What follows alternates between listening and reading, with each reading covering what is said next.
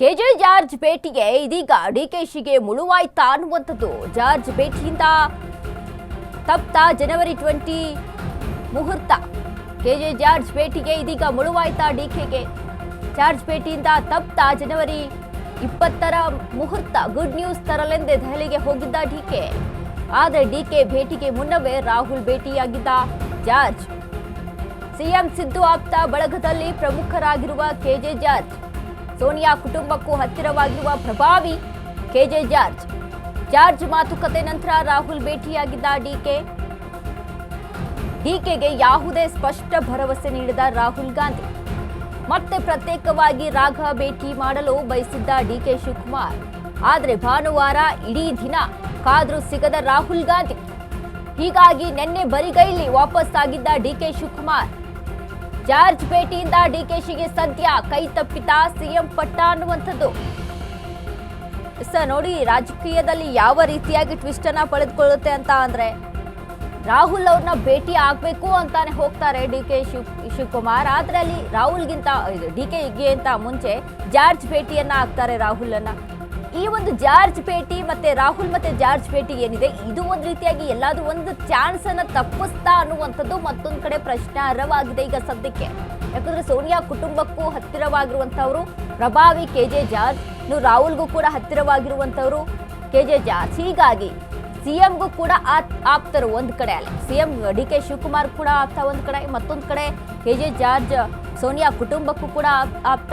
ಹೀಗಿರುವಾಗ ಭಾನುವಾರ ಇಡೀ ದಿನ ಕಾದ್ರೂ ಕೂಡ ರಾಹುಲ್ ಭೇಟಿ ಆಗಿಲ್ಲ ಡಿಕೆ ಶಿವಕುಮಾರ್ ಅವ್ರಿಗೆ. ಮತ್ತೆ ಪದೇ ಪದೇ ಕೂಡ ಹೈಕಮಾಂಡ್ ಈ ರೀತಿಯಾಗಿ ಒಂದು ರೀತಿಯಾಗಿ ಡಿಕೆ ಶಿವಕುಮಾರ್ಗೆ ಮುಖಭಂಗ ಮಾಡುವಂಥ ರೀತಿಯಲ್ಲಿ ನಡ್ಕೊಳ್ತಾ ಇದೆ. ಆದರೂ ಕೂಡ ಡಿಕೆ ಶಿವಕುಮಾರ್ ತುಂಬ ಸಮಾಧಾನವಾಗಿ ತಾಳ್ಮೆಯಿಂದ ತಮ್ಮ ತಂತ್ರಗಾರಿಕೆಯನ್ನು ರೂಪಿಸ್ಕೊಂಡು ಇದೀಗ ಮುಂದಾಗಿದ್ದಾರೆ. ಯಾಕಂದರೆ ಡಿಕೆ ಶಿವಕುಮಾರ್ ಪಕ್ಷಕ್ಕಾಗಿ ಮಾಡಿದಂಥ ಕೆಲಸಗಳು, KPCC ಅಲ್ಲಿ ಅಧ್ಯಕ್ಷರಾಗಿ ಪಕ್ಷವನ್ನು ಈ ಒಂದು ಕರ್ನಾಟಕ ರಾಜ್ಯದಲ್ಲಿ 136ರಿಂದ 140 ಸೀಟ್ಗಳು ಬಂದು ಕೂತಿದೆ ಅಂತ ಅಂದರೆ ಅಲ್ಲಿ KPCC ಅಧ್ಯಕ್ಷರ ಪಾತ್ರ ಮಹತ್ವ. ಯಾರು ಅಲ್ಲಿ ಸದ್ಯಕ್ಕೆ KPCC ಅಧ್ಯಕ್ಷರಾಗಿರ್ತಾರೆ ಅವರಿಗೆ ಕ್ರೆಡಿಟ್ ಅಲ್ಲಿ ಹೋಗಬೇಕಾಗುತ್ತೆ.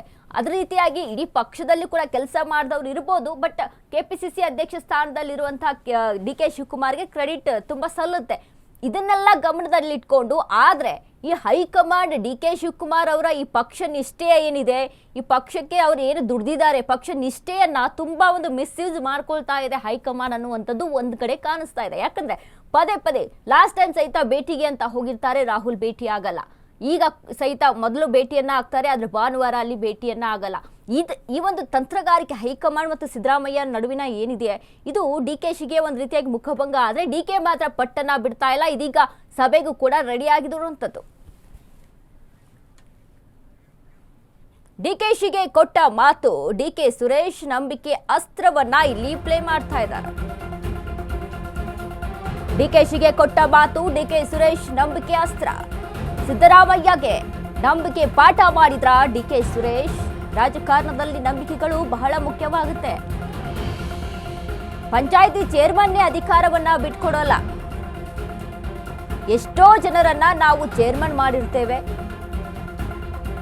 ಚೇರ್ಮನ್ಗೆ ನಿಂತ್ಕೊಳ್ಳುವಾಗ ನಿಂತ್ಕೊಳ್ಳಲ್ಲ ಅಂತಾರೆ. ಅಧ್ಯಕ್ಷ ಹುದ್ದೆ ಬಂತಂದ್ರೆ ಎಲ್ಲ ಬೇಕೇ ಬೇಕು ಅಂತಾರೆ. ಚೇರ್ಮನ್ ಆಗ್ಬೇಕಾದ್ರೆ 3 ದಿನ ಕೊಡೋಣ ಸಾಕು, ಮಾಜಿ ಅನಿಸ್ಕೊಳ್ತೀನಿ ಅಂತಾರೆ. ಆದ್ರೆ ಏನ್ ಮಾಡೋಕ್ಕಾಗಲ್ಲ. ಇನ್ನೊಬ್ಬರಿಗೆ ಮಾತು ಕೊಟ್ಟಿದೀಯಾ ಬಿಡು ಅಂತ ಹೇಳೋದು ಕಷ್ಟ. ಇಲ್ಲಿ ಇನ್ನೊಬ್ಬರಿಗೆ ಹೇಳೋದು ಬಹಳ ಕಷ್ಟ ಎಂದ ಡಿಕೆ ಸುರೇಶ್. ನಂಬಿಕೆ ಅಸ್ತ್ರದ ಪಾಠವನ್ನ ಮಾಡಿದ್ರು ಡಿಕೆ ಸುರೇಶ್ ಅಂತ. ಯಾಕಂದ್ರೆ ಏನ್ ನಂಬಿಕೆಯನ್ನ ಕೊಟ್ಟಿದ್ರು, ಏನ್ ಭರವಸೆಯನ್ನ ಕೊಟ್ಟಿದ್ರು, ಯಾಕೆ ಅದು ಆ ಭರವಸೆಯ ನಂಬಿಕೆಯನ್ನ ಸಹಿತ ಇಲ್ಲಿ ನಡ್ಕೊಳಕ್ ಆಗ್ತಾ ಇಲ್ವಾ ಅನ್ನುವಂಥದ್ದು ಒಂದು ಕಡೆ ಹಿಂದೆ ಬೇಸರವನ್ನ ವ್ಯಕ್ತಪಡಿಸಿದೆ. ಅಣ್ಣನಿಗೆ ಸಿಎಂ ಸ್ಥಾನ ಇಲ್ಲ, ದಕ್ಕಿಲ್ಲ ಅನ್ನುವಂಥ ಬೇಸರವನ್ನ ಡಿಕೆ ಸುರೇಶ್ ಇಲ್ಲಿಗೆ ವ್ಯಕ್ತಪಡಿಸಿರುವಂಥದ್ದು. ಯಾಕಂದ್ರೆ ಬಹಳ ನೋವಾಗುತ್ತೆ. ಈ ರೀತಿಯಾಗಿ ನಂಬಿಕೆಯನ್ನ ಅಲ್ಲಿ ಕೊಟ್ಟು ಒಂದು ಭರವಸೆಯನ್ನ ಕೊಟ್ಟು ಆ ತಕ್ಕಂಗೆ ಅವ್ರು ನಡ್ಕೊಳ್ತಾ ಇಲ್ಲ ಅನ್ನುವಂಥದ್ದು ಒಂದು ಕಡೆ ಸಾಕಷ್ಟು ಒಂದು ಬೇಸರವನ್ನ ವ್ಯಕ್ತಪಡಿಸಿರುವಂಥದ್ದು. ಕುಮಾರ್ ಅವರು ಯಾವತ್ತೂ ಕೂಡ ಪಕ್ಷಕ್ಕೆ ನಿಷ್ಠರಾಗಿದ್ದಾರೆ ಹೊರತು ವ್ಯಕ್ತಿಗೆ ನಿಷ್ಠರಾಗಿಲ್ಲ. ಏನ್ ಪಂಚಾಯತಿ ಚೇರ್ಮನ್ಗಳೇ ಬಿಡಲ್ಲಪ್ಪ ನಾವು ಮಾಡಿದ್ದು ಚೇರ್ಮನ್ಗಳು. ಹಣ ಮದುವೆ ಆಗೋಗ್ಲಿ ಅಂತಾನೆ, ಹಣ 15 ದಿನ ಇನ್ವಿಟೇಷನ್ ಅಲ್ಲಿ ಹೆಸರು ಹಾಕ್ಸ್ಕೊಬಿಡ್ತೀನಿ ಅಂತಾನೆ, ಹಣ ಮಾರ್ಚ್ ಎಂಡ್ ಮುಗಿದೋಗ್ಲಿ ಅಂತಾನೆ. ಸೇರ್ಕೋಬೇಕಾದ್ರೆ ಚೇರ್ಮನ್ ಆಗಬೇಕಾದ್ರೆ 3 ದಿನ ಕೊಟ್ಬಿಡು, ನಾನು ಮಾಜಿ ಅನ್ಸ್ಕೊಬಿಡ್ತೀನಿ ಅಂತಾರೆ. ಏನ್ ಮಾಡೋಕ್ಕಾಗ್ತಿದೆ? ಅದು ರಾಜಕಾರಣದಲ್ಲಿ ನಂಬಿಕೆಗಳು ಬಹಳ ಮುಖ್ಯ ಆಗ್ತದೆ. ಸೊ ಎಲ್ಲವನ್ನು ಕೂಡ ಬಹಳ ಚಿಕ್ಕದ್ರಿಂದನೂ ಕೂಡ ಡಿ ಕೆ ಶಿವಕುಮಾರ್ ಇದೆಲ್ಲನೂ ನೋಡ್ಕೊಂಡು ಬಂದಿದ್ದಾರೆ. ನಾನು ಹಂಗ ಅನ್ನಪ್ಪ, ದಯವಿಟ್ಟು ಹಂಗನ್ಲೇ ಇಲ್ಲ, ನೀವೇನೇನೋ ಅಂತ ಇದ್ದೀರಿ. ನಮ್ಮೂರಲ್ಲಿ ನಡೆಯುವಂಥ ವ್ಯವಸ್ಥೆ ನಾನು ಹೇಳಿದೆ. ಈಗ ನಾವು ಎಷ್ಟೋ ಜನ ಚೇರ್ಮನ್ಗಳು ಮಾಡಿರ್ತೀವಿ.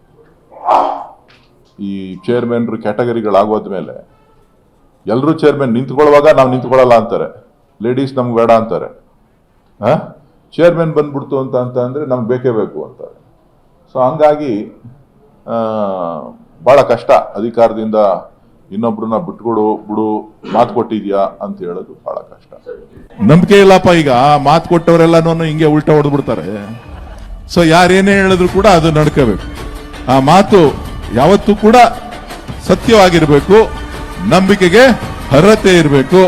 ಇದು ಕನಕಪುರದ ಗುಣ. ನಾವು ಯಾರಿಗೆ ಮಾತು ಕೊಟ್ರು ಆ ಮಾತಿನಂತೆ ನಡ್ಕೊಳ್ತಕ್ಕಂಥದ್ದೇ ಕನಕಪುರದ ಮಣ್ಣಿನ ಗುಣ ಅಂತಕ್ಕಂಥದ್ದನ್ನ ತಾಯಿ ಕೆಂಕೇರಮ್ಮ ಮತ್ತು ಕಬ್ಬಾಳಮ್ಮನ ಆಶೀರ್ವಾದದಿಂದ ನಾವು ಇವತ್ತು ನಿರಂತರವಾಗಿ ಸನ್ಮಾನ್ಯ ಡಿ ಕೆ ಶಿವಕುಮಾರ್ ಅವರು 35 ವರ್ಷಗಳು ಈ ಕ್ಷೇತ್ರ ಶಾಸಕರಾಗಿದ್ದಾರೆ.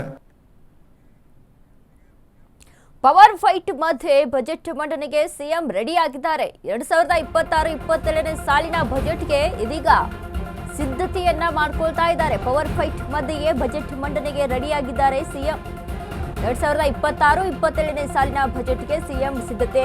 ಕೆಲವೇ ಹೊತ್ತಲ್ಲಿ ಸಿಎಂ ಬಜೆಟ್ ಪೂರ್ವಭಾವಿ ಸಭೆಯನ್ನ ಸಹಿತ ನಡೆಸ್ತಾರೆ. ಆರ್ಥಿಕ ಇಲಾಖೆ ಹಿರಿಯ ಅಧಿಕಾರಿಗಳೊಂದಿಗೆ ಚರ್ಚೆಯನ್ನ ಮಾಡ್ತಾರೆ. ಬಜೆಟ್ ಸಂಬಂಧ ಮಾಹಿತಿ ಪಡೆಯಲಿರುವಂತಹ ಸಿಎಂ ಬೆಂಗಳೂರಿನ ಕಾವೇರಿ ನಿವಾಸದಲ್ಲಿ ಮಹತ್ವದ ಸಭೆ ನಡೆಯುತ್ತೆ. ಪವರ್ ಫೈಟ್ ಮಧ್ಯೆ ಇದೀಗ ಸಿಎಂ ಸಿದ್ದರಾಮಯ್ಯ ಬಜೆಟ್ ಮಂಡನೆಗೆ ರೆಡಿಯಾಗಿರುವಂತದ್ದು. 2026-27ನೇ ಸಾಲಿನ ಬಜೆಟ್ಗೆ ಸಿಎಂ ಸಿದ್ಧತೆಯನ್ನ ಮಾಡಿಕೊಳ್ತಾ ಇದ್ದಾರೆ. ಇನ್ನು ಕೆಲವೇ ಹೊತ್ತಲ್ಲಿ ಪೂರ್ವಭಾವಿ ಸಭೆ ಸಹಿತ ಆರ್ಥಿಕ ಇಲಾಖೆ ಹಿರಿಯ ಅಧಿಕಾರಿಗಳೊಂದಿಗೆ ಚರ್ಚೆಯನ್ನ ಮಾಡ್ತಾರೆ. ಬಜೆಟ್ ಸಂಬಂಧ ಮಾಹಿತಿಯನ್ನ ಪಡಿತಾರೆ ಸಿಎಂ. ಬೆಂಗಳೂರಿನ ಕಾವೇರಿ ನಿವಾಸದಲ್ಲಿ ಮಹತ್ವದ ಸಭೆ. ನೋಡಿ, ಪವರ್ ಫೈಟ್ ಮಧ್ಯೆ ಒಂದು ಕಡೆ ಇಲ್ಲಿ ಡಿ ಕೆ ಶಿವಕುಮಾರ್ ಪವರ್ಗಾಗಿ ಹೊಡೆದಾಡ್ತಾ ಇದ್ರೆ, ಇಲ್ಲಿ ಮತ್ತೊಂದು ಈಗ ಸಿಎಂ ಅಲ್ಲಿ ಬಜೆಟ್ ಮಂಡನೆಗೆ ರೆಡಿ ಆಗ್ತಾ ಇರುವಂತದ್ದು. ಈಗಾಗಲೇ 16 ಬಜೆಟ್ ಮಂಡನೆಯನ್ನ ಮಾಡಿದಂತ ಸಿಎಂ ಸಿದ್ದರಾಮಯ್ಯ ಇದೀಗ 17ನೇ ಬಜೆಟ್ ಮಂಡನೆಗೆ ಸಿದ್ಧರಾಗಿದ್ದಾರೆ.